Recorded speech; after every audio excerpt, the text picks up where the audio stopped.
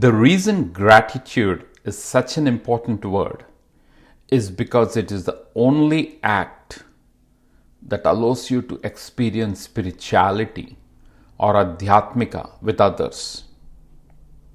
You see, in general, spirituality is not about others.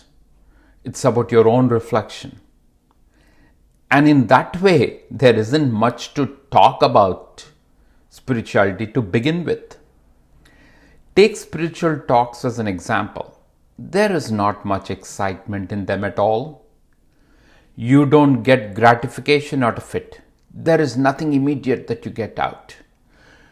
As an example, no matter how much you spend time on the Gita, which is a spiritual book, the gratification comes only through deep self-reflection, but that's for you alone. It is not something you can enjoy with others at all.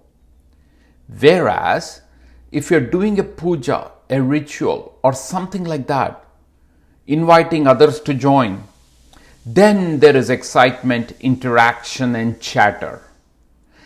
You feel that there is a festive look to it, and you feel good because you feel that you're sharing the excitement with others, and it makes it real. Since spirituality requires so much self-reflection, and if one is not allocating the time and space to self-reflect, then spiritual discussions seem to become very unreal. But there is hope. This is where gratitude steps into the rescue. And by performing the act of gratitude, the whole thing becomes real, because now you're enjoying with others, you're sharing with others, and you experience with others. As Gita says, gratitude is the way you get ultimate peace. In fact, fundamentally, the core of spirituality rests on the concept and the act of gratitude. But all this is talk. What does gratitude actually mean? Let's now go deeper into that.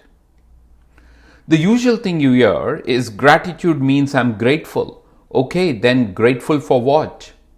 There isn't much to be discussed beyond that the moment you say that. To understand the then what and the meaning of gratitude, we must go a bit deeper. Let's focus on that. The way you understand gratitude is only by connectivity. It is to be grateful to the connection. But then again, you would ask the question, connection to whom and grateful to whom? You see, it's like a maze. You keep asking these questions to get to the core. Let's look at the connection aspect, because that's how you understood gratitude and gratefulness. The three constituents or three elements or three entities that you need to be connected to for being grateful. One is divinity, the second one is the supreme Ishvara, and the third one is really important. It is the foundation on which everything is built. You could also call this the foundational substance or the Dravya. Do not worry if these terms seem too confusing. I'll explain and make it easy for you.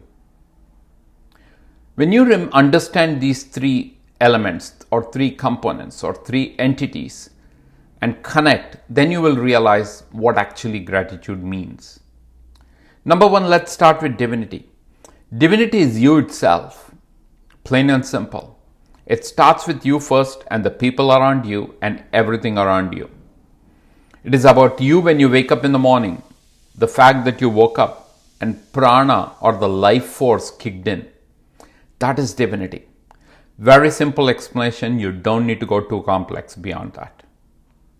So you establish gratitude or gratefulness by first connecting with you, connecting to you itself. I could sleep and I may not wake up in the morning. Or I could sleep one day being depressed and the next day morning something very good happens. You'd not even have thought about it, but the good news comes through the moment.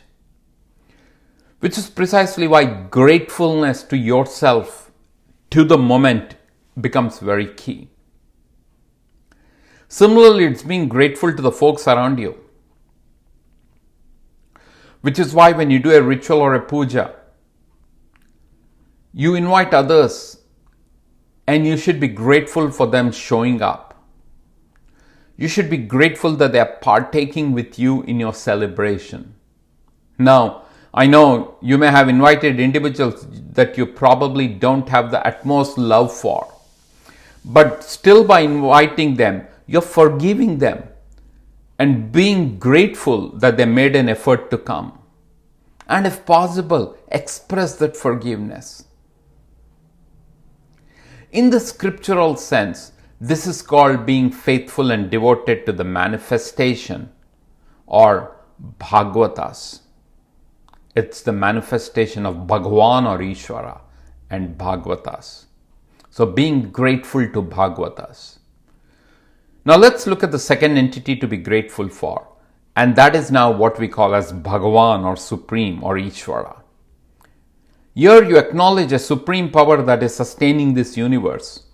Nobody has seen this supreme power. If someone says they have, then you know that is not true. Why? Because if that is true, then you're putting the supreme in an image, a perception, an imagination created by you or that individual and the limited mind and intellect. That supreme then becomes limited and not limitless. By definition, the supreme is limitless. A limitless and all-powerful supreme cannot be created by a limited and constrained individual. Hence, any individual cannot say that they have seen the supreme. However, we can always say we experience the supreme. So how do you experience the supreme? You do so through the different characteristics of the supreme. That characteristic could be love in somebody. It could be compassion in someone. It could be your own devotion to the supreme. And it could be your own surrender to the supreme. Like Krishna says in verse 62 of chapter 18 in the Gita, you have to surrender, love the supreme with a grateful heart. All of these, love, compassion, surrender, then all become characteristics of the supreme. So gratitude then is being grateful to the characteristics of supreme. That is the second way by which you connect and by which you express gratitude, is by being grateful to the characteristics of the supreme. At the end of the day, if you want to give that supreme a name, that's perfectly fine. If you assign certain characteristics by yourself, then that is perfectly fine. Which is why precisely in every puja or every mantra about a certain god or a deity highlights the characteristics. And you can only express gratefulness and gratitude by expressing and connecting to the characteristics and being grateful to the characteristics. Have you observed? The reason you have a priest perform a puja is because the priest is the one expressing gratitude and gratefulness to the Supreme on your behalf. So you as a Bhagavata are expressing gratefulness to the Bhagavan, and the priest takes on that role during a puja or a ritual. In that sense, you could say the priest is a big burden, which, my friends, also means you have to be choiceful in which priest you engage to perform a puja. If the priest is inattentive and otherwise occupied while performing the puja, then you know that the gratefulness being offered is not sincere. Let me share a real story. Several years ago, when we were doing a puja in our family, I noticed the priest was just not being attentive or focused. Could be multiple reasons, but the fact is he was just not attentive. I couldn't resist. I had to call out this priest and ask him to pause the puja, because he was more interested in watching his phone than actually paying attention to the puja and taking on that role and offering gratitude and gratefulness to the Supreme. The mantras that get chanted have a real special meaning, and it's important for that duration of the ritual the priest is fully dedicated and focused, chanting those mantras. And better explaining the meaning of that. Now, lastly, let us come to the third way of expressing gratitude.